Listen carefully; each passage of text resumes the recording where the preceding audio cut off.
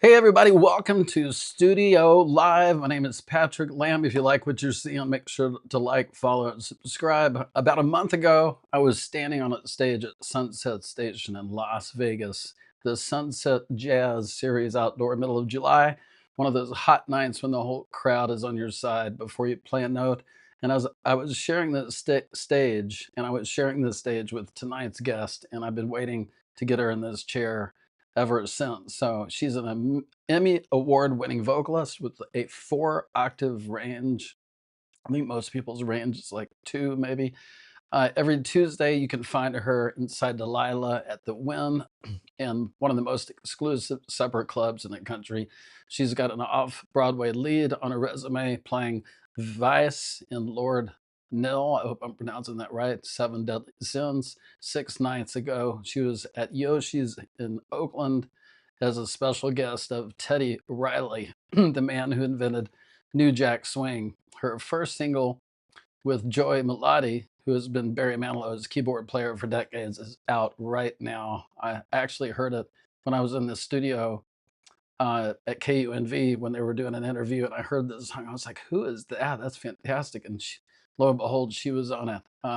She runs her own room in Vegas called the Black Rose Sessions, and that's already a full hour. So thank you very much. No, here's why it's gonna be a better one. There's a chapter in this woman's life that comes before every single thing I just said, and it's not what you would guess. I'm gonna save it for the middle of the show because when you hear it, you're gonna want to rewind everything. So ladies and gentlemen, from Las Vegas, Nevada, the songstress, STEPH PAYNE.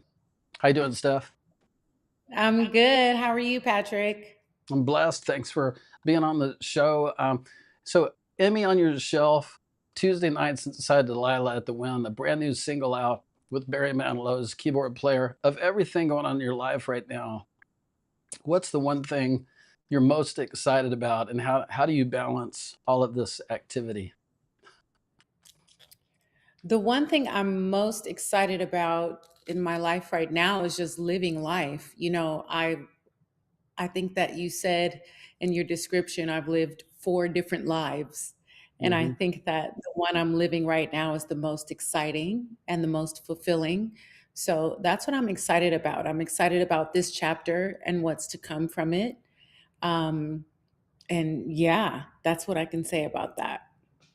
Well, 6 nights ago, you were at Yoshi's in Oakland, and with a special guest of, as a special guest of Teddy Riley, the man who invented New Jack Swing. So many questions about that. I'm obviously, who isn't a fan of Teddy Riley? I mean, the group that was the Blueprint, Blackstreet, Michael Jackson. He produced a lot of Dangerous, Bobby Brown, My Prerogative, Keith Sweat, I Want Her, Dougie Fresh Show. How did you two connect, and what have you learned from working with him? What kind of guy is he? I mean, that's a bunch of questions, but anyway, go for it. That's a loaded question, and I You want me to love start it over? I give because you one at a time if you want. no, there's a lot to be said about that. I'll see if I can remember everything. Uh, so, how we connected was through a mutual friend of ours. I grew up listening to Teddy's music. It's had an incredible influence on my style and the way that I render songs. I was in high school in the '90s, so I remember Guy. I remember the early 2000s with Blackstreet. I remember all the music. I remember, Remember the Time by Michael Jackson and the Right? Dangerous album altogether, which Teddy Riley, um, produced a lot of that album. I mean, these are the songs that I grew up too. These are the songs that have influenced me. These are the songs that create memories or bring back memories in my mind when I hear them. Hmm. And so Teddy Riley has just been so influential on me musically. And his music is attached to so many of my memories, not just growing up, but just in my adulthood as well. That it's an incredible honor to be able to work with him. So I just reached out through a mutual friend and said I wanted to work with him. And that friend relayed the message, and Teddy checked me out, and he said, "Let's do it." And here we are. And so I got to share the stage with him at Yoshi's. He's such a humble, um, very welcoming, yet a little bit guarded of a human being.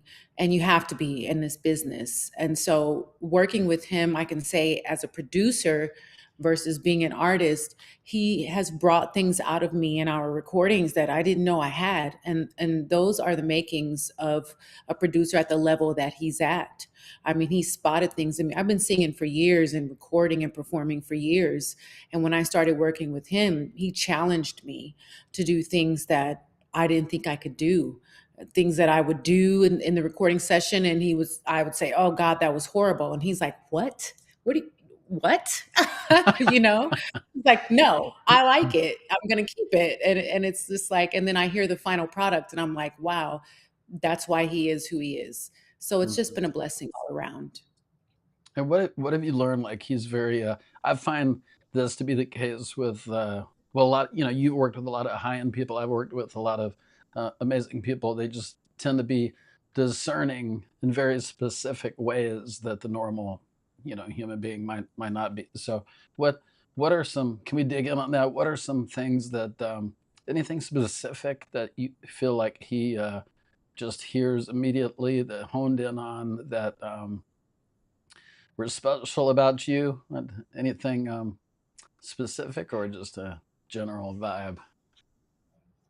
Well, there's the general vibe. I was very nervous going into the studio with him, very nervous meeting him, just just because of who he is. And I'm not a person that's a huge fangirl. I have people that I love, but I don't get awestruck. I mean, Right. I think that we're all human beings, so I tend to have a respect and a regard for people. But I was like generally nervous going in to meet him, but he made me feel so welcomed and so comfortable. Um, he's just a very, very nice person. And I would say that the one thing I could point out is that sometimes as singers, well, at least with me, I'll speak about myself. Sometimes I have this raspiness about my voice, and people tend to love it, but I can't stand it. Hmm. Um, I can do it at will, and sometimes it just comes out as I perform with the emotion, this Hmm. little raspy. Um, I like to call it a grimy part of my voice that comes out when I'm feeling a specific emotion. And sometimes when I listen back to it, I just can't stand the way that it sounds. Hmm. But for some reason, it comes across to the listeners as something that bites at them and something that connects with them. And Teddy has a way of making me feel comfortable with that part of my voice. I want everything to be clear and I want it to ring like a bell, but Hmm. sometimes that raspiness and that bite in my voice as an artist connects with other people. And that's something he grabbed hold of. And he said, you may not like it, but I do. Somebody Hmm. like Clive Davis would love that. That's why he loved Alicia Keys. That's why Hmm. he loved Whitney Houston, because they can sing as clear as a bell. But when that emotional raspiness came out of them, there's something about that that bites at people. So Hmm. he's been very instrumental in helping me feel better about that aspect of my voice. That's beautiful. There's so much underneath the hood with you. I mean, you can go Whitney, Shaka. Of course, you're uniquely you. That's the most important thing. But that can be.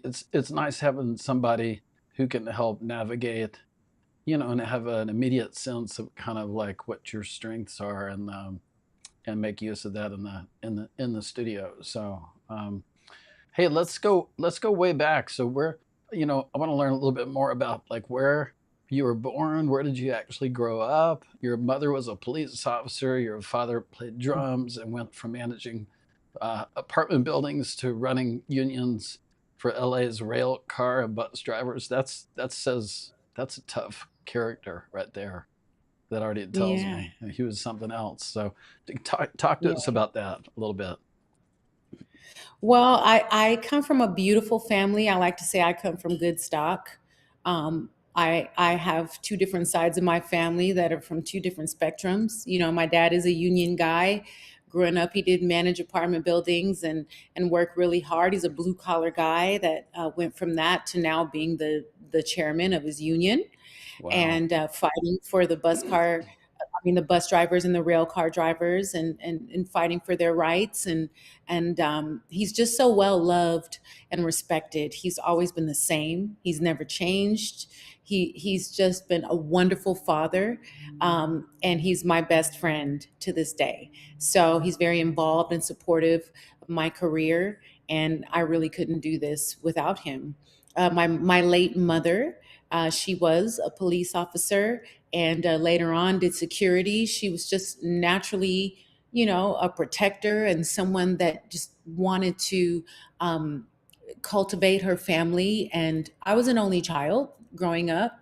And, I'm just thankful to have had two parents that loved me, supported me, and just adored me. And I adored Mhm. them in the same way. So I had one side of my family that was very conservative, one side that was very liberal, and I ended up somewhere in the middle. And I like to call it balance. I Yeah. have a wonderful balance in my life. I'm very tolerant of people and politics and life. And I just love the stock that I come from. I come from Mhm. tough people.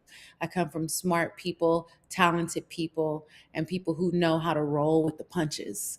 So that's what I can say about my family.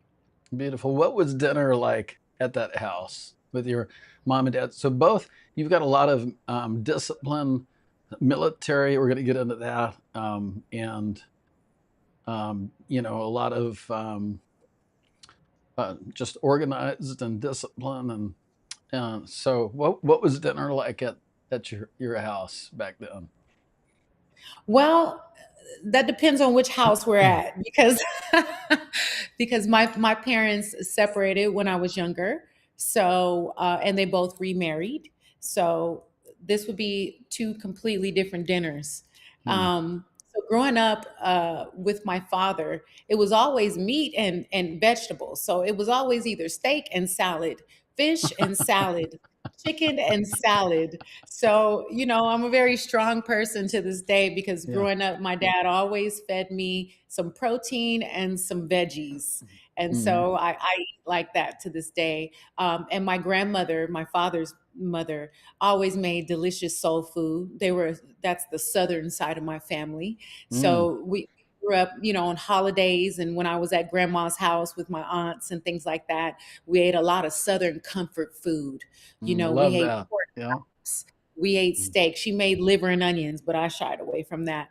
She Mm. made the pound cakes and the caramel cakes and the sweet potato pies and the Mm. collard greens and things like that. So I had that with my dad's side of the family. Now my mother's side were Northerners. My maternal grandmother was from Minnesota.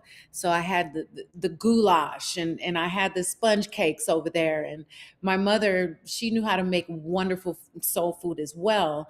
And so I just grew up with a plethora of different kinds of foods and experiences and talking at the table, playing cards, watching soap operas and The Price is Right after, breakfast and things like that. So I just have a well rounded background with both sides of my family. I think that's something really to take pride in. People don't talk about that enough about, taking, listening, bringing all of the different good communications together. Because you said that, you're not one or the other. You're kind of somewhere in between, not liberal, not conservative. When did you kind of figure that out about yourself? Like being in the music industry, you're subject to a lot of opinions, but how did you figure out how to navigate the music industry with politics and your upbringing, or is it still a work in progress. I know it is for me. I think it has to be a work in progress with the time and the climate that we live in. I think that the most important thing is keeping an open mind. Hmm. I think it's very important to be tolerant of people and not to be dogmatic in your own views. I think that it's important for us to stick to our values, what we believe in, and live our lives according to that. But I think it's also important to be open minded to the fact that other people did not have the same upbringing or grow Hmm. up like we did. They did not have the same teachings. They may not have had the same religion. Hmm. Um, Everybody has been exposed to different circumstances. So I think that what helps me stay balanced and friendly and not negative or bitter or too caught up in politics is that I know who I am. I know Hmm. how I was raised. I know what I believe, and I'm sticking to that. But at the same time, I'm open to hearing other Hmm. people's stories and Hmm. experiences. And I'm just open. I'm an open person. Not only am I an open book, I'm an open mind. So I love to learn. I Hmm. love to learn about other people. I love to read. Um, I just love to graduate as a human being. And I think that although I have my values and I'm sticking to them, I'm still open minded and tolerant of other people's experiences. And I think that's the beauty of living life and being in the music industry. We're artists, and artists are eclectic. Some people will call us weird and outlandish, and Hmm. things like that. I know what it's like to be judged. And I don't want to be that person that's judging other people. So I have strong values, but I'm also very tolerant of other people's as well. Got you. Well, God gave us a clue. He gave us two ears and one mouth. I'm fond of saying. Yes.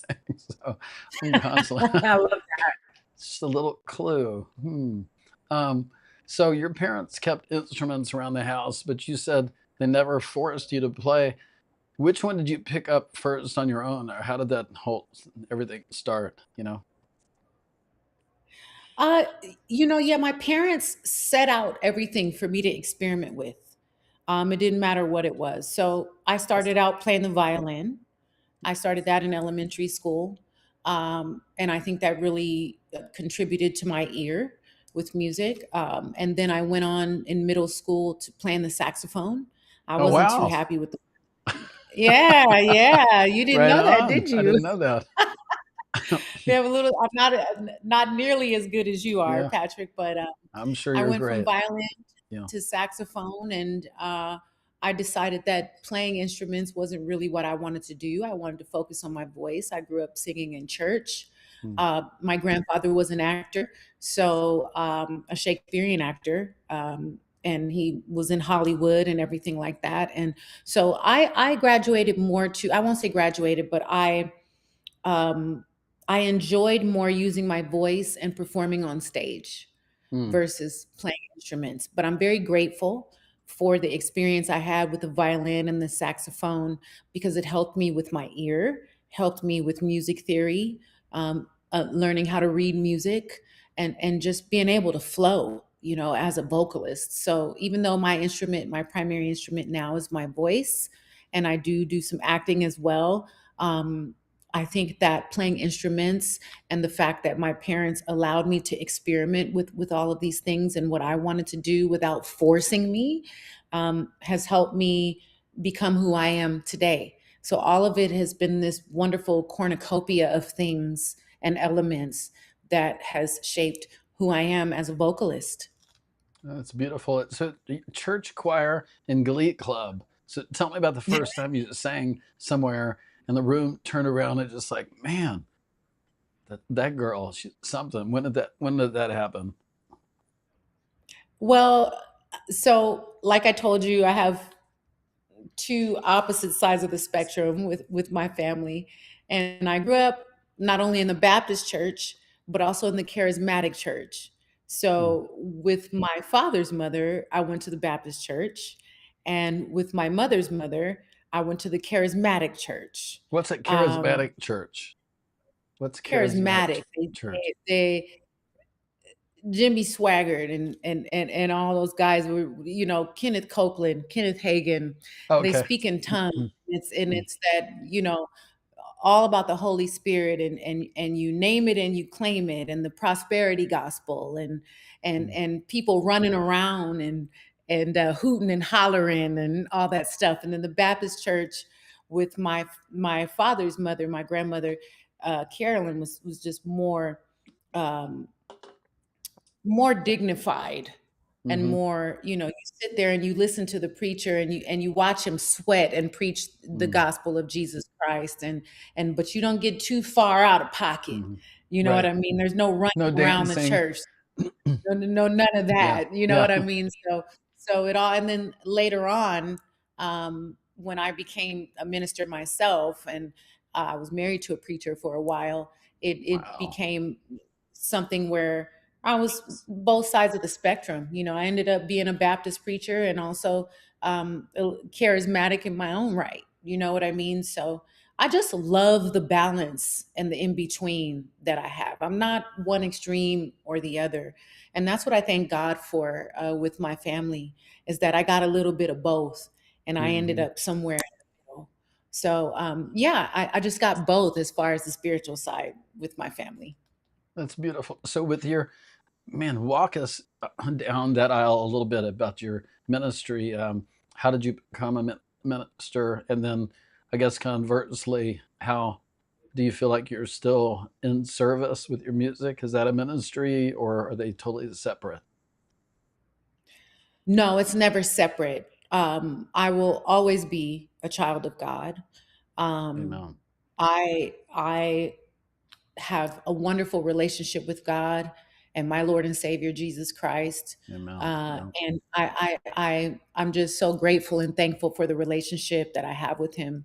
It has evolved over time. I will say it that way. But yeah, I was an evangelist for a time, and then I ended up getting married to a preacher, a Pentecostal preacher, and I learned a lot from him about ministry, about preaching the gospel. I ended up doing that, and I ended up being an assistant pastor as well.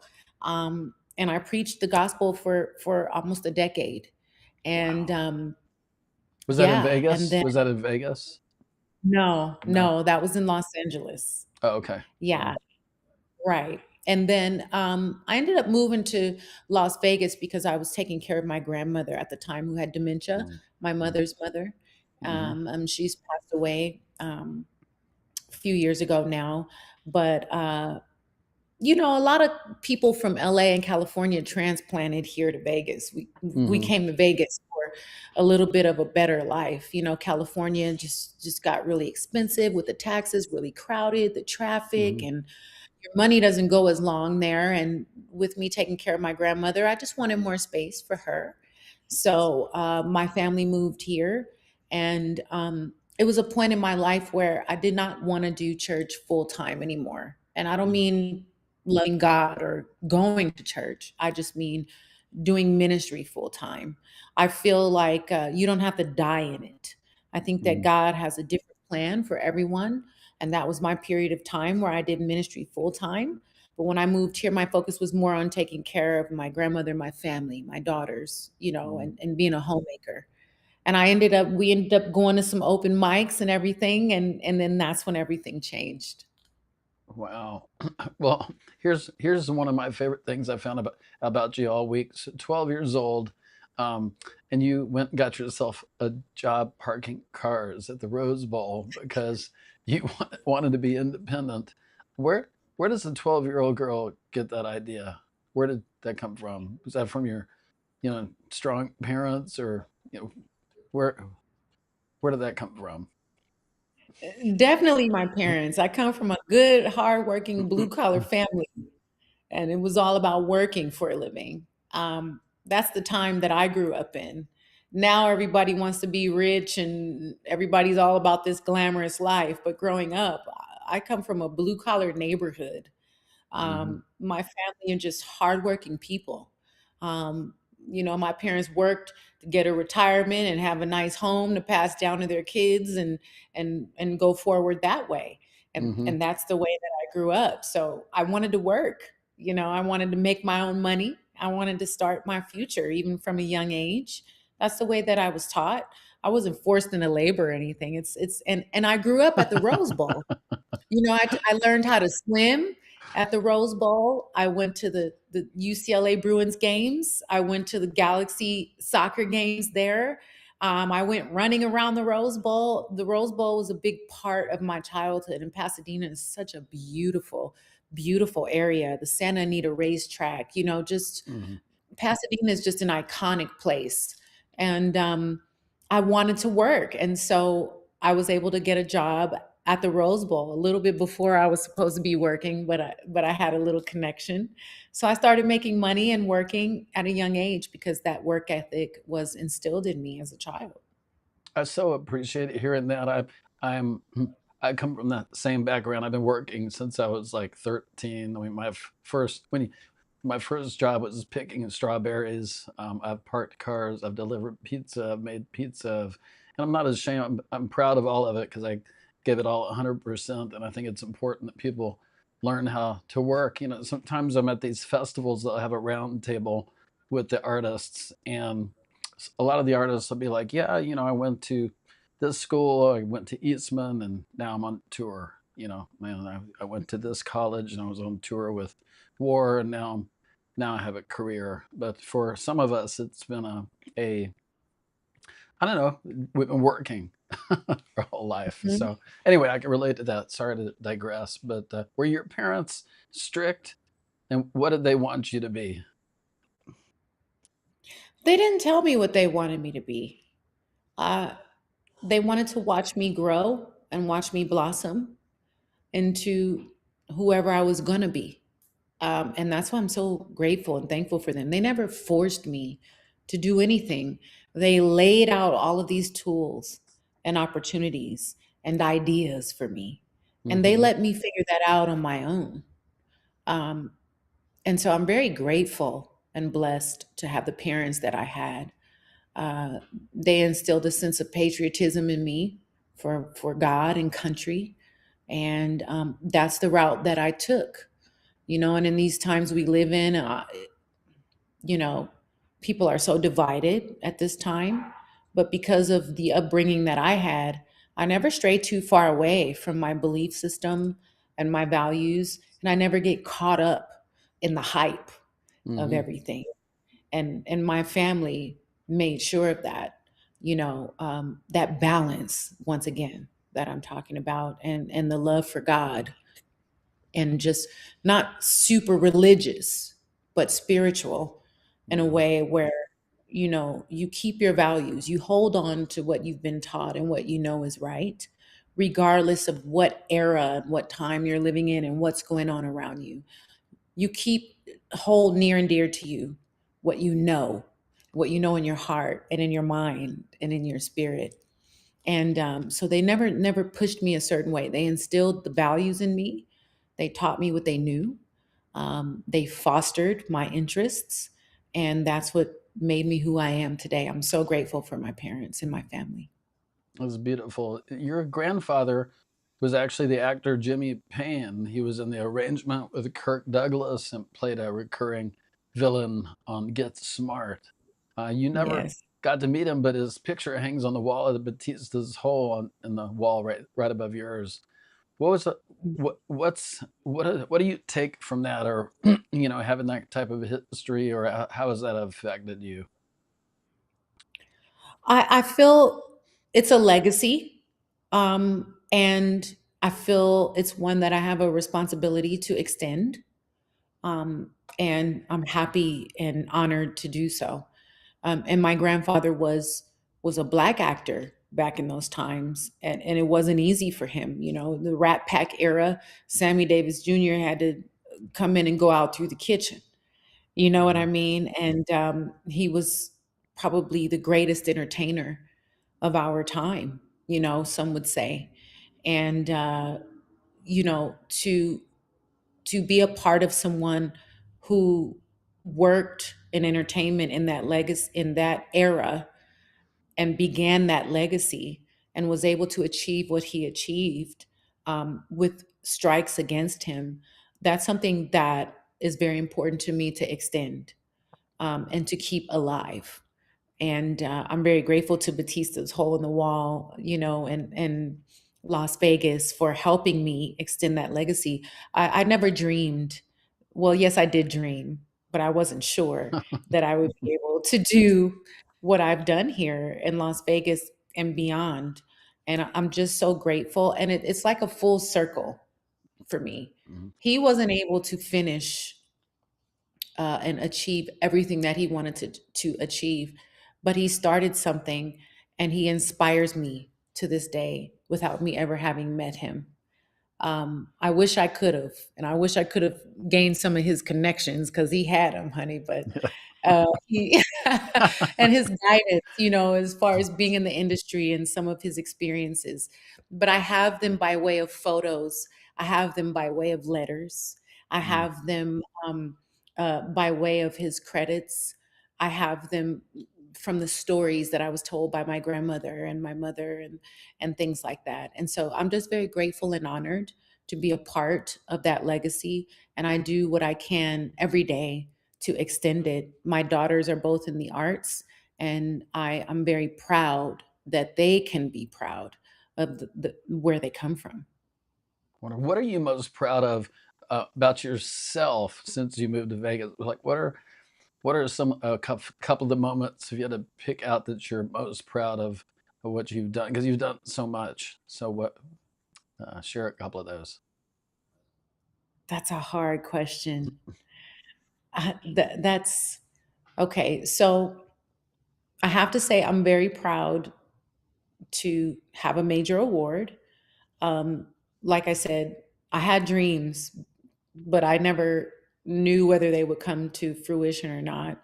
I always said, I want a Grammy. I want a Grammy. I want a Grammy. I'm a recording artist. I'm in music. I Mm, want the major award for music, but I ended up with an Emmy award for some music that I did. And thanks to Skip Martin from the Daz Band, lead singer of the Daz Band, and was touring lead singer for Cool and the Gang. And um, he invited me to do this project, and I helped with vocals on the project, and the project went on to win an Emmy with the likes of Stevie Wonder, Taylor Dane. I mean, all these wonderful people. Um, and so I'm very proud of that, to be an Emmy-winning recording artist. And that was something we did during COVID when we couldn't even get together in the studio. We had to mhm, all do it separately. You know what I mean? And we were down as entertainers because we couldn't work. It was just such a horrible time in this country, but something beautiful came out of it. And my mhm, greatest achievement in music came during a time when entertainers were struggling. So that's very, very special to me. mm. I'm very proud of that. And then also, I'm very proud of the fact that you mentioned him earlier, to be working with Teddy Riley right now. I never dreamed, listening to his music and having it being so instrumental in my growing up, so to speak, and becoming an artist. I mean, I've been singing his songs on stage from the beginning of Mm. my music career. And I just never thought I would be in the studio with him. I never thought that he would be treating me like family. And I'm so very proud and thankful to God, to be working with him and creating such beautiful music. I'm just so very proud and grateful. That's all I can say about that. That's beautiful. So, you have a four-octave range. When did you find out that you had a four-octave range? And then here's the other side of that question is, did you have to learn what not to do with that, or is there a downside to it, or is it all upside? Is it too much goodness? No, no, I wouldn't say it's too much goodness. That's a great question, Patrick, because that makes me laugh. Because honestly, I think I can only speak for myself, but I would venture to say that a lot of us as vocalists are not fully confident with what we have.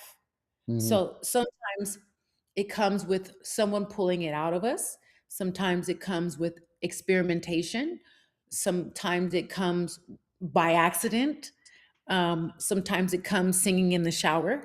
You Mhm. know, you just never know how you're going to find those different facets of your gift.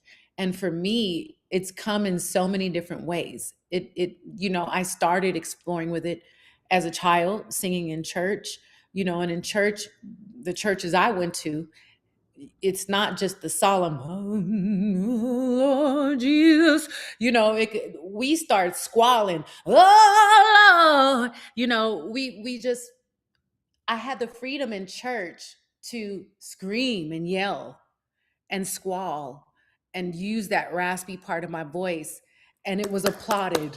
It was, if it sounded bad, the Mhm. church was like, "Yes," because they're going to encourage you no matter how you sound. Maybe Mhm. behind closed doors they'll tell you, "Now, darling, don't do that next time." But in front of the church, it's the encouragement for you to be comfortable trying things or Mhm. to imitate who you've been watching. And then when you go into classical training or you go into vocal training, you get that technical side of it where it's like, okay, let me help you improve in this part of your voice. Let me help you improve.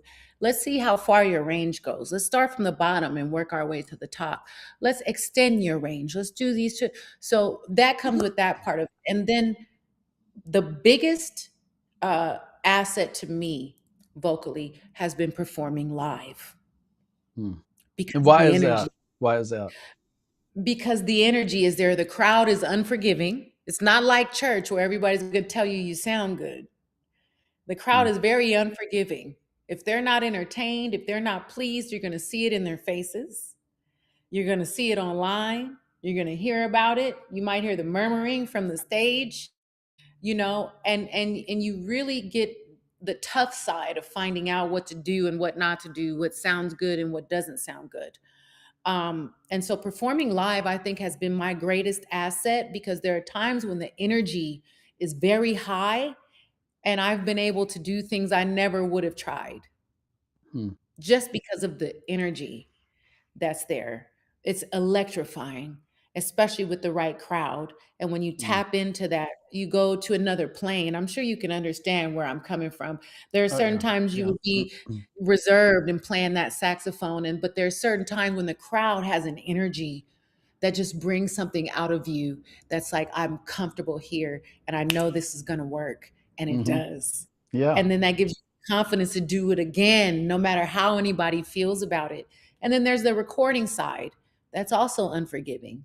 When you record in that booth and you hear it back with no comps and no production on it, and you hear how good or bad that sounds, that helps you critique yourself as well, and it helps you figure out what you need to work on, how you can do things better. So I can just say it's been all of these facets of performing that have helped me figure out who I am as an artist, and I'm still learning to this day.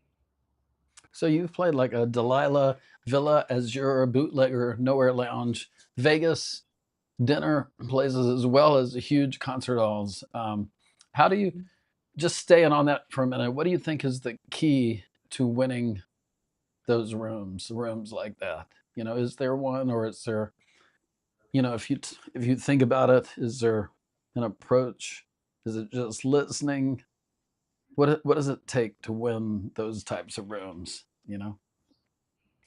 I think that starts inside yourself before you Ooh, even go see, into it's an the room. inside job. You're saying.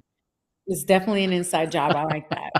It's an inside job. Before I do any performance, I take some time at home before I even leave to pray and meditate and to visualize the outcome that I want for the room that I'm going into. And I try to carry that energy in there with me. I want my energy to go into that room before I enter. And once I do enter, I try to be very cognizant of the energy in the room. Who's there? I try to read the Mhm. room and what emotions are so important in music. People come into these rooms and they've had the worst day of their lives. They're having problems at home. They might be having problems at work. They might be trying to have an escape from whatever's going on in their lives, or they may be having the best day of their lives or the best time of their lives. And they're coming in there to celebrate. You just don't know what people are going through at that time. But what's important to me is to read the room and to connect with the people. Mm, Um, some performers get up there and they don't want to look the audience in their eyes. They don't want to connect with them. They just want to go up there and do their jobs. And I'm not judging that. But me as a performer, I love and I thrive on the connection with people and mm, the feeling that I get from the energy in that room as a collective. And that's why I like to, when I can, you can't do it from every stage, but go out into the audience, like in the lounge environment, and go up to someone and serenade them and have that exchange with them, because you can mm, almost feel, you can feel their energy. You can feel whether they're receptive or not. And if they're not, you can pull them out of that. mm, You might be the deciding factor in whether a person decides to live that day. mhm. You just never know. People, I've had the experience where someone came in to see me perform and they literally were thinking about taking their own life. Mm. Well, You you know, changed that, I'm sure. well, I don't want to go You that turned far, that but right around. Lickety I split. Yeah. learned that after the fact of the Mm, performance, but the fact that God or whatever it was led me to that person to sing to them that night and to pay them some special attention mhm, and to see the tears coming from their eyes and that connection there. What we do as performers is so invaluable to the people that we perform for. And I think it should always be taken seriously and with the highest respect and regard for the people that are sitting in that audience receiving from us. So I always try to make sure that my spirit is in the right place, that my energy is good, and that I try to connect with the people that are being receptive out there, because you never know whose life you might change in that moment. So that's the most special thing to me about being a performer. don't you think we're in the business of connection? That's the way I think of it. I think we are in, like, I mean, I say this, it sounds very trite, but there's a little truth in every joke. I mean, we're in the happiness business, sort of, the connection with other. And the other converse part of that is that people can tell a lot more than we give them credit for, I think, in the audience. So if something's off, you know, energy never bullshits. People can tell. They may not be able to say exactly what it is, but they'll go, I don't know. I just kind of didn't like that much. And that's so, yeah, it's an inside job. That's what I like to Mhm. say. Whatever it is, if I try to look at what issue I might be having with me first. But Mhm. but anyway, so you won an Emmy for People Get Ready, Legends Unite for St. Jude. Stevie Wonder is on the record. Ray Parker Jr. He was on this show, by the way. Great interview. Saw Ray that. Yes. Ray is sat right next to where you were sitting. Um, Skip Martin from Cool and the Gang and the Daz Band produced it. What was it actually like hanging with these guys, these people? I just love to hear that. Cool. I didn't get to hang with Oh, you didn't? them. Oh, okay. It All was COVID, digital. so All nobody was digital. gathering. Okay. Yeah. That's I think is a really Gotcha. special part about it, is that we were I hate to overuse the word energy, but that's the best way that I can describe it, for us to bring that together from remote locations. I was able to gather in the room with Skip, you know, but you couldn't have like more than two or three people in the room at the same time, and you didn't want to. We were scared. Nobody wanted to Right. get sick, Right. and so everybody was recording from their own respective studios. Thankfully, I had a studio in my home already, and Skip just asked me to be a part of this project with a mutual friend. And there were just so many wonderful people that agreed, because it was all for the benefit of St. Jude's Children's Hospital. Mm. We didn't make any money off of that. All of the proceeds went to St. Jude. And we were happy to do that. And I think also because it was for such a great cause, children battling cancer. I mean, Mm. and we've all seen the ads on TV where they show these kids just Mm, suffering, and they're so cute, and and your heart just melts for them. Um, During COVID, we were all trying to make money still. We were all trying to find ways to survive. mm, Um, and so for us to do something that benefited this organization, I think the project was blessed. And mm. Skip is just such a wonderful person. He has this heart. He has that kind of heart, and he brought all of us together. And I I wish that I could have hung with Stevie. I wish I could have hung with Taylor Dane. I wish I could have hung with Ray Parker Jr. and some of these other people. But I'm just grateful to have been able to be a collective with them as a part of something so great. So I wish I had better stories for you in that No, that's aspect, but I great. don't. That's beauty in itself. And, there's some beauty in everything. So I told everybody at the top I was holding something back. Here it is. Before any of this, at 19, you enlisted in the Army. And you said you're a patriot and shared some of your values. And you spent 6 years as a military intelligence analyst with top secret clearance. So, what's this all about? Are you like an international woman of mystery? How did you start? What was it like? What kind of things did you analyze? Well, some of that, if I tell you, I have to, you Kill know. you? Yeah, got There's it. a lot I can't say, but yes, you're right about all of that. I was an intelligence analyst for the United States Army and the United States government altogether, because those of us in intelligence, we all work together. All the Mm, branches, we work together. It's a collective effort. So I did serve during Operation Iraqi Freedom and Enduring Freedom. So I am classified as a war veteran. And I served under President George W. Bush and President Barack Obama. And I'm very grateful for the experience. At 19, I was in college playing basketball, and I just wasn't, I didn't have the discipline or the drive to just want to do my classes also. I was, I was all about the sports, but I was just like, high school, you got your parents on you, like, get your homework done, get this. But once you're out on your own as a teenager, not everybody's going to go into it and be full force and do mhm, everything perfectly. And I just knew that at that time, I needed to do something differently. I have a lot of military in my family, a lot of law enforcement and things like that. And one of my cousins was like, "Why don't you just try the Air Force or something? mhm. Until you figure out what exactly you want to do." I didn't know what I wanted to do. So I went to the recruiting station, and I tell this story all the time. I went to join the Air Force, but they were out to lunch at 3:30 in the afternoon in true Air Force style. Mhm. So the Army came out because it was a joint recruiting station. And of course, they came out, they saw me, and they said, "Hey, why don't you come in here and hear what we have to offer while you wait for them?" And Check 'em. they never came Wow. back. I think they Yeah. left for the day. Air Force left for the day. Air Force, you guys lost me.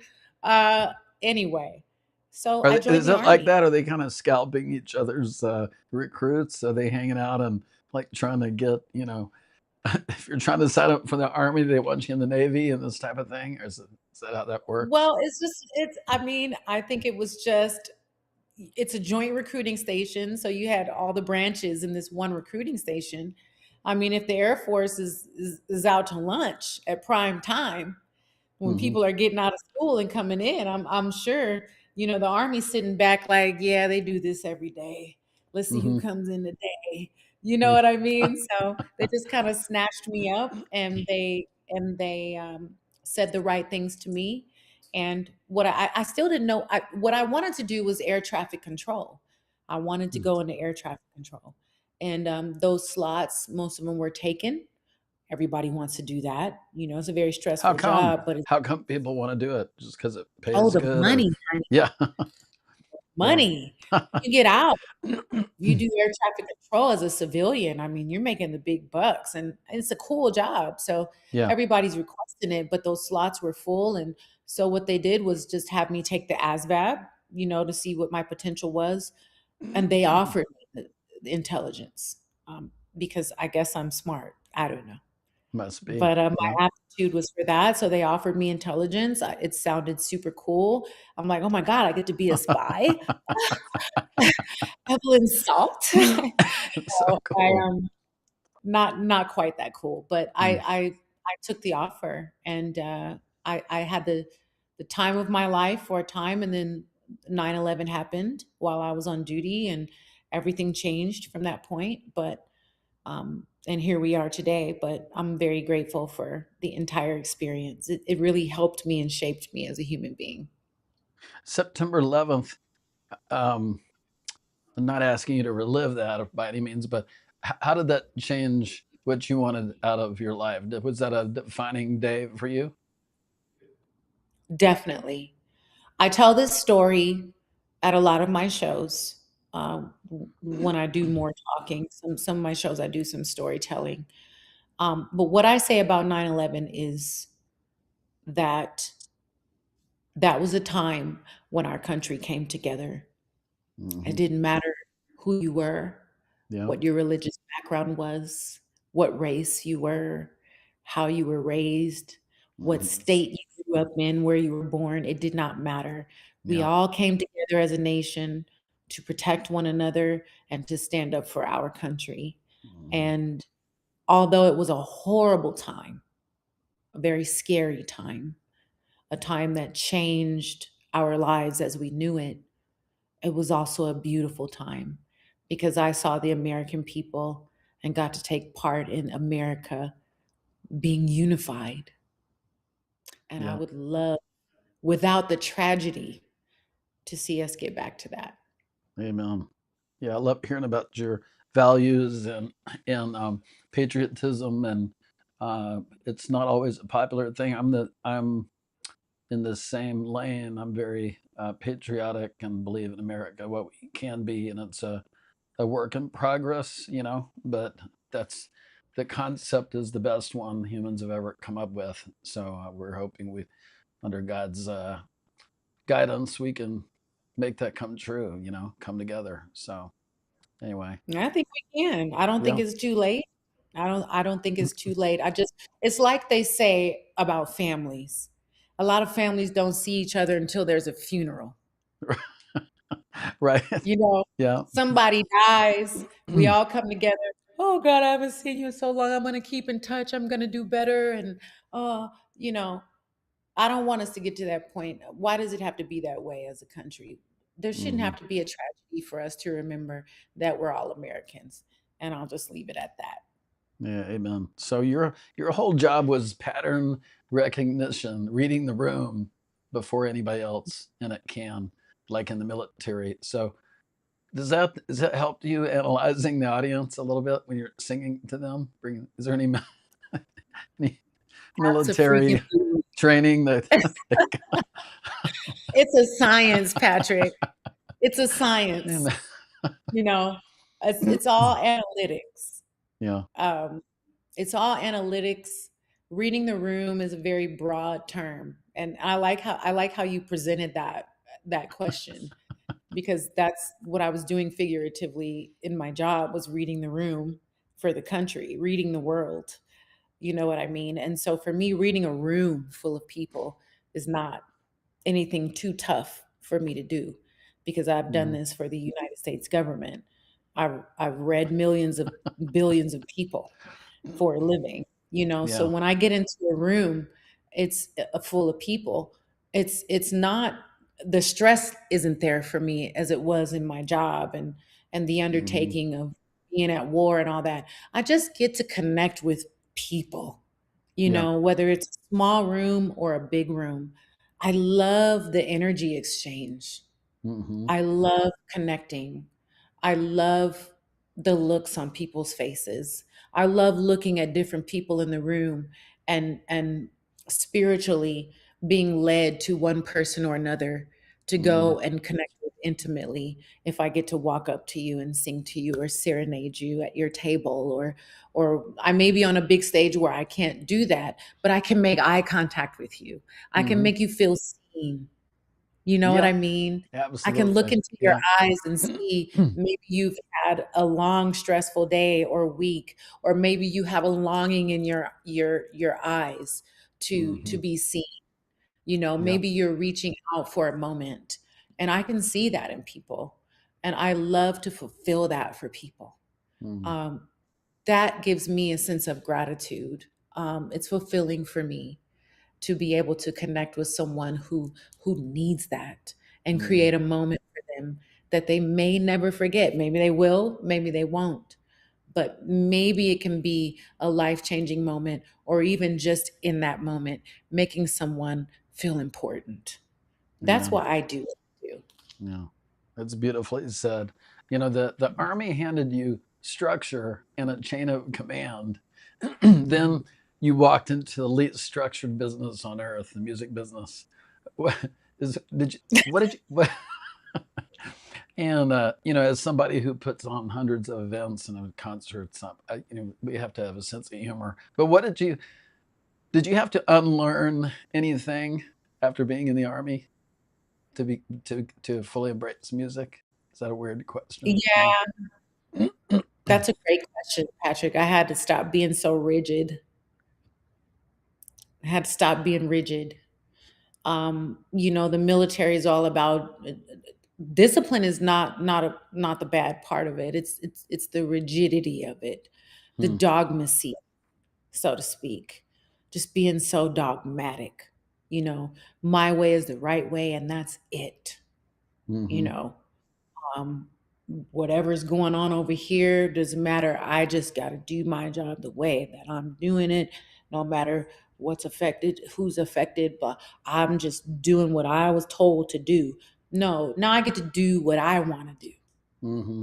You know, I get to do things my way, and I still have the discipline in it.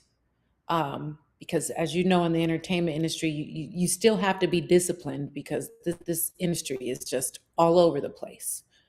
Um, but I get to do it my way. I don't have a Hmm. commander telling me what I can and can't do. Hmm. So I had to unlearn that. And in this industry, you will have people that try to mold you into their way, or tell you that what you're doing artistically is not what they want you to do. Hmm. And some artists go along with that. You know, some huge artists go along with the mold.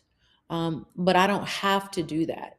And so I feel very free in the place that I am at, where I can be artistically who I am. And I Hmm. find that me being true to who I am, being authentic, keeping the blinders on like a racehorse and not paying attention to what everybody else is doing, um, I find that I'm creatively free. In the military, you feel restricted. You know, you're being told what to do. You're in a part of a regime. You have to go according to that. In the industry, as an artist, I can express myself the way I want. Hmm. And that's the big difference between the two. The discipline is still there for what I do. I have structure. I have goals, and I try to execute those goals. You know, one by one, but I get to do it my way. Then Yeah. that's the part that's different for me. With that kind of discipline, I mean, and when you're in the military, I mean, I get it on one level because it's a survival thing. They want to know, when we ask you to do this, you go do it, and no questions, right? But now you have the discipline, the beauty of discipline, but you can ask yourself questions about all of it, and what you Mhm. choose to bring on and what you don't choose to bring on. So, but let's look at like 1 week of your life. So Tuesdays at Delilah and the Wynn, Saturday Classics, 91.5 KUNV. You are Black Rose Sessions, Cabaret Glam Academy, a record with Joey Melody, and you've got twin daughters at home. How do you actually balance all of that? Very carefully. and it's not always perfect. Um, like I said, that word balance is a loaded word because we don't always get it right. As artists, I think that it's important for us to have people in our lives, including our families, friends, colleagues, that are supportive and understanding of how we have to navigate this industry.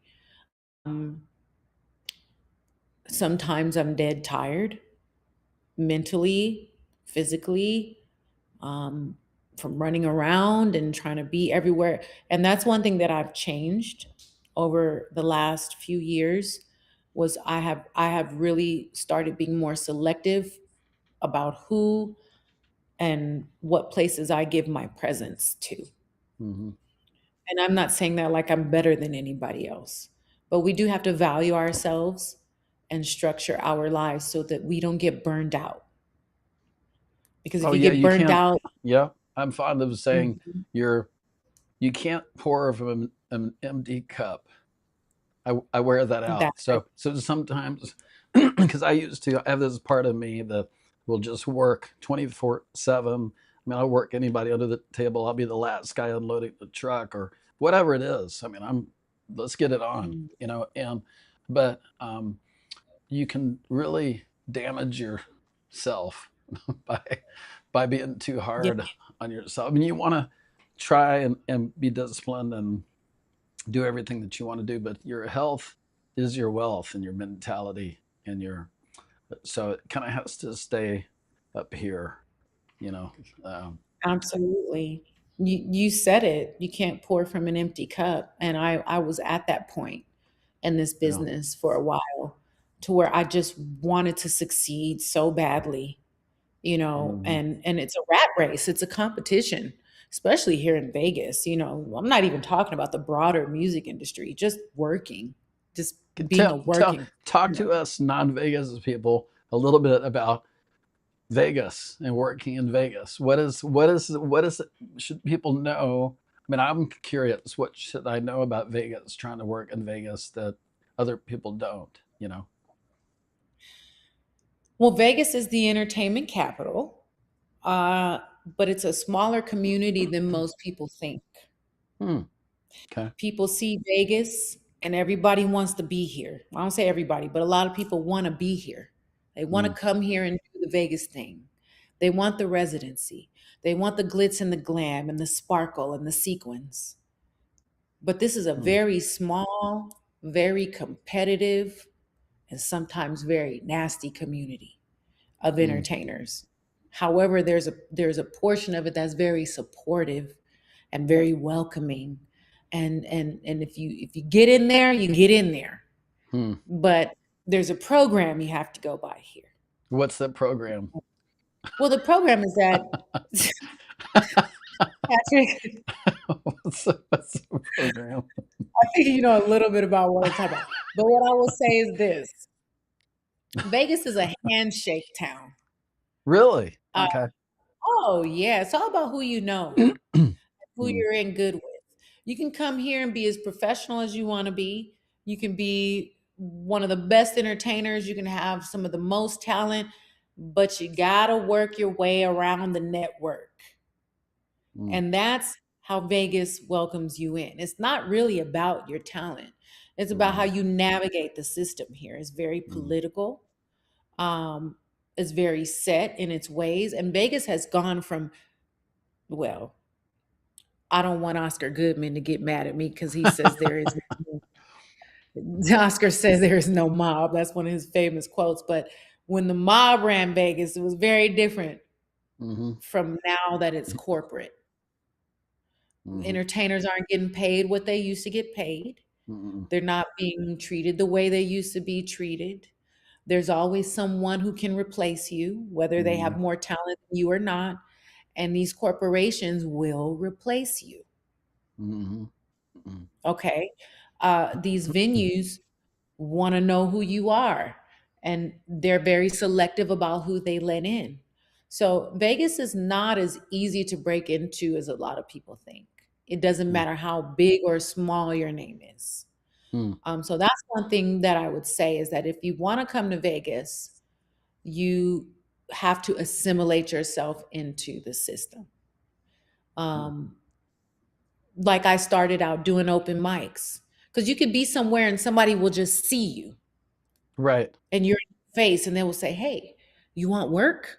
Yeah. You know, Yeah. you I've want got to this thing. Can you come do it on Saturday? Yeah, Or you wanna yeah, come right. over here and do it, you got so you're gonna have to give your time. You can't just come in here and expect to just start getting paid. You Hmm. you know what I mean? Unless you're a huge name and somebody's arranging a residency for you or whatever. You've gotta come in here and assimilate yourself into the Las Vegas entertainment community. That's not a bad thing. It's not a bad thing. You can get the support or you can come in here and you can be alienated. Huh. Um, I've experienced both ends of the spectrum and I'm still going, because I'm Hmm. I'm not the type of person that likes to attach myself to a clique or likes to hobnob, and I'm a pretty private person, but I've Hmm. paid my dues and I'm very, very grateful to through the ups and downs still be going here in Vegas and be able to branch out. Yeah. I mean, 4 years from open mic to the Wynn is fast. I mean, It you like, is. yeah, you know how to get it But done. I had the But I have, if you look at my background, I've navigated through a lot of life at a young Hmm. age. So me coming to Vegas, I came, and it wasn't my intention to come here and sing. It just happened. Was God's plan for me. Um, I just went into it full force when I saw that this was the direction that this part of my life. One thing I know how to do is pivot. Hmm. You know, that's a master class that can be given is pivoting Hmm. because Amen. throughout life not everything's going to work for us. Mhm. You may be doing something and all of a sudden it stops working. And one thing my father always told me was find something else and make it work. Yeah. Right on. Find Very simple. Find something else and make it Hmm. work. And recognize when you're at a time in your life where it's time to pivot. Hmm. You can always reinvent. This is one thing I want people to know. You can always reinvent yourself. Hmm. You can always pivot. You can always take a step into a different direction and just have faith in yourself and in God or whatever power you believe in that it's going to work. Hmm. You know what I mean? Yeah. Sometimes we don't trust ourselves. We don't listen to ourselves and we don't believe that we can do something different or step into a new avenue. And I'm all about that life. I'm all about pivoting. I Amen. know when to pivot and I'm not afraid to do it. So coming to Vegas, I made a pivot and it worked. Sure did. And now you've been an intelligence analyst, a minister, actress, singer. Somebody reading that list would say those are four different people. What do all four of them have in common now, or how do they power Oh, you up? that's a good Patrick, you got some great questions today, man. You really I No, try. you're really making me I don't want you to reflect get on my bored. life. I'm sitting here thinking and looking around and I'm like, wow, yeah, you're right. I have lived four different lives. And it's not that it's different masks. It's just different facets of who I am as a person and different points in my life where it was time, like I said, for me to pivot and into a different part of my life and who I am as a person. All of this stuff I believe has been in me from the beginning. I think that I was born with it, but I think that not everyone takes those steps and those chances to tap into all of the gifts that they have inside themselves. And maybe they weren't given the opportunities, maybe they didn't recognize it, maybe they weren't in the right place at the right time or recognized that they were. But I think that God blessed me and my family taught me to be intuitive and to be observant and to listen to God and to listen to my spirit, um, Mhm. and trust myself and trust that inner voice. And sometimes it takes our village to encourage us, to remind us, and all those things. But you got to have faith and be confident and be bold in life. Life is hard. Life can Yeah. change in a moment's time. And you have to be bold and be able to step out on faith and say, hey, I'm going to make this thing work no matter what. And I think that's something that I have as a human being from my life experience. I'm not afraid. I'm not afraid to try something new. Sometimes it works, sometimes it doesn't. But apparently, this has been my destiny all along. And I just happened to step into it. I love it. And talking about all the different things you've done, it kind of it draws itself into a question oriented around: is it is it all one thing? Are we, is it all a form of service? I guess would be the question. And then I really love to ask people this because um, although I realize what we do is important, I also realize it's not who we are, because I can relate to your message about pivoting. I've been pivoting my whole life too. It's scary, but once you've done that a few times and you realize you're not going to die, you're like, oh, I can do this. I mean, Exactly. I lived 20 some odd years in Oregon. I had tons of events, and I knew everybody, and I was working but I left that all behind to come down here to Florida with my wife, and I tell people the same thing. It's a big, beautiful world. It's amazing what you can talk yourself into. Like I was in Oregon, it rained like 6, 7 months out of the year. I'm like, yeah, I love it. It's a artsy place to live. And no, I'm not for me. So I really love my move to Florida. But anyway, I wanted to ask you that. So outside of what you do, who is STEPH Payne when she's not singing or performing? If you put that aside, if you're able to, you know, who are you? You know what? I think you said it. I'm a servant. My life has been dedicated to service. I think that that's who God made me to be from conception. If you look at my life, uh, from the military, I served my country, I served the people. To being a minister, I served the church. To being a mom and a wife, I served my family. And now being an entertainer, I still serve the people.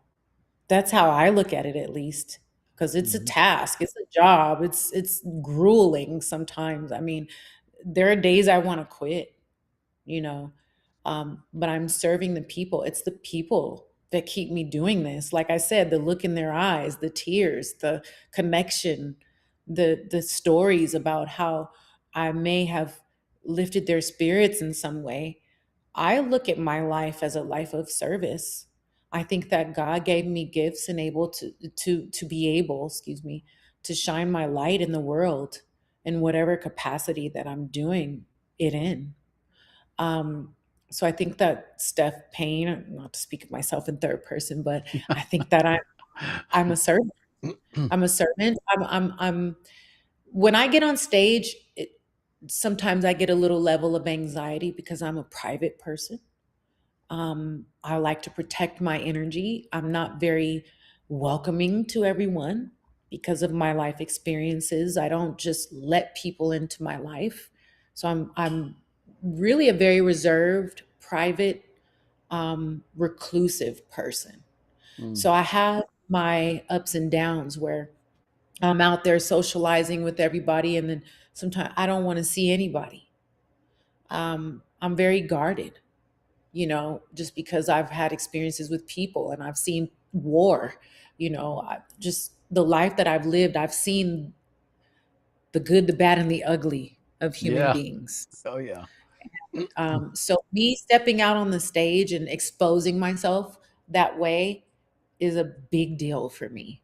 So Mhm. every time I do it, I'm stepping out on faith, like I said, because Mhm. I'm exposing myself.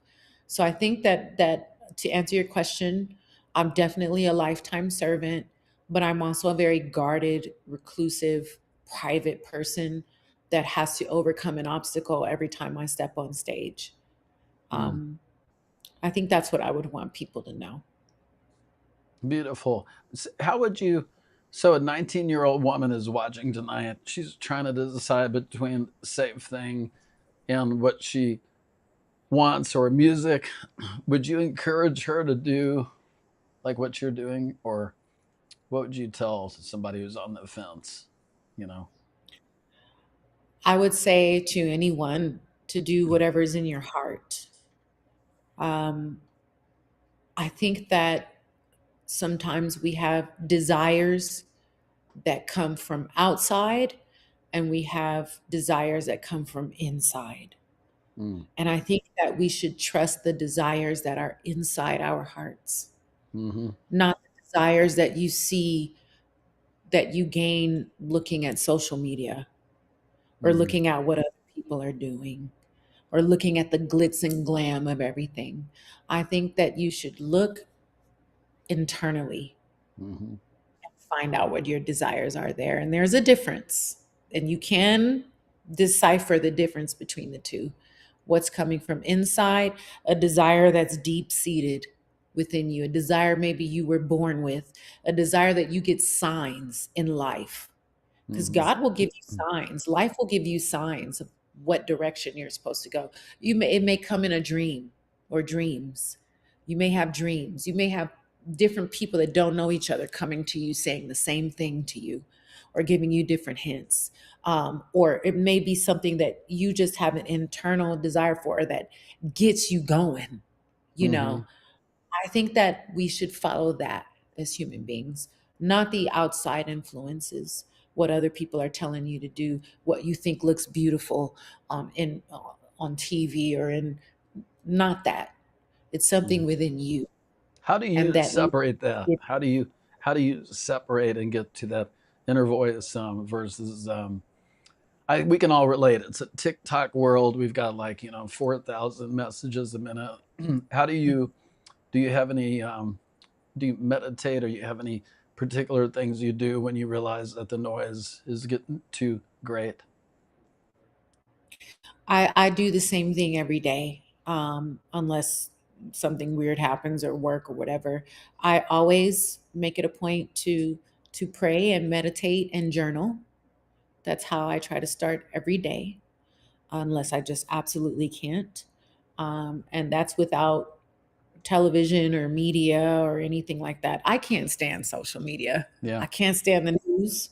I can't stand any of Man, that. Now, if I wasn't in music, I would not be on social media. I mean, I'm like a country. I live out next to a lake, and I don't know, like cut down trees or something, because social media yeah, is such a. I mean, it's a necessary thing for what we do, but and I'm decent at it, but I don't enjoy it, for what it is. I'd much rather be no, I don't playing, enjoy it either. you know. I share that sentiment with you, Patrick. It's a chore for me to do social media. It's a chore for me to watch the news. I do the best I can to keep up with what's going on and keep it to a minimum. But I don't like Hmm. to let those things influence me, my thought process, my mind, my heart. So I spend time in nature. I spend time talking to God. I still write on paper. I still write down my thoughts, my desires. Actual I paper journal, with a pen. actual paper, darling. I have a journal that I write in every day without fail. And Crazy. I spend time. I love water. I Mm, swim. I spend as much time as I can in nature mm, and with God and just within my own thoughts and my own heart. Um, that's how I keep myself regulated, mm. you know. And I just find that that's the best way, just to disconnect from all the media and all the social media. It's so addictive. These phones, Yeah. these devices. I Yep. try to live in the moment. When I'm spending time with someone, I try not to be, Right. if I'm having dinner with you, unless I'm expecting something really important to come through, I try to Mm. put my phone in my purse. I try not to pay attention to it. I try to put Yep. it on do not disturb and Yeah. spend that moment with you, Hmm. you know. Um, that's the way that I try to I regulate was that. just out for dinner with my wife, and I have her take my phone and put it in her purse. I don't want to see it. You know, get that away from me. you know? And people will literally get upset. You didn't answer my text. I've been calling Yeah, you. I've been doing yeah, this. I was yeah. busy, Well, you yeah, know, yeah. It's your busy living in priorities. the You moment. show your priorities through those behaviors, the little things. I think. But there's a line on your Mhm. website that stopped me cold. It says, "True artistry, when fully owned, becomes power." Tell us about that, Yes. and when did that become true for you? I think that when you live in who you are truly meant to be, there's power in that. And like I said a little bit earlier, I mentioned it a little bit earlier, not who people tell you you should be, Mm, not who society tells you you should be, not who Instagram and TV tell you who you should be. When you connect with your inner desires and actually mm, start living your life according to who you are intrinsically as a person, there is freedom in that. And when you are free of those outside influences, when you are free of being bogged down by opinions and mm, and trying to live up to someone else's expectations, when you are truly free of those things, you are powerful. We are all very powerful human beings. We are a little, now this is just my belief. Everybody doesn't have to agree with me. As far as the Bible is concerned, we are, that's what I grew up on. mm, We are made in God's image. mm, And the Bible tells us that we are, the way I interpret it, we're all little gods because we come from God. We're all parts of God and manifestations of Him. And most human beings never tap into that God mentality. We never tap into the power that we have within us to create. Our imaginations are so powerful. If we sit and focus on something and imagine something and then start taking steps to bring it to fruition, we can create something out of nothing. And that is so powerful. And I think that as human beings, if we just begin to tap into that we have the power of God, or if people don't want to say it like that, the universe, or whatever you want to call it, um, you are a powerful human being and mm. you can manifest things in your life that you thought you would only dream of. And I have graduated to the point in my life where I believe that anything I imagine, I can make come to fruition through the power of God because He gave me that power. Love it. I love And so it. That's a beautiful. that's what I would tell people is that you have power, and whatever you can imagine in your mind, you can make it come to pass. Mhm. So don't give up on yourself. I totally agree. And the devil wants you to forget that. Like Yes. you are a child of the Most High God. So that's I had to remind myself that for many things I've been through over the years, and everybody needs to remember that. So on that note, Mhm. I think I could keep you here all night, but we've already been here an hour and a half. So, Steph, thank you so much for your time and your. I know your time is very valuable. You're a busy artist and mother and actress. So, thank you for spending time with me tonight. Is there anything else you want to say to your fans out there? I just love you all. Thank you for your support. Thank you for your love. Thank you for following me, paying attention to me, and giving me an ounce of your time. And thank you so much, Patrick, for having me and opening up this beautiful conversation. I adore you. I'm so grateful, and I really appreciate it. Thanks for all of you for listening. If you like this, like, share, and subscribe, and certainly go. Where can people go follow you?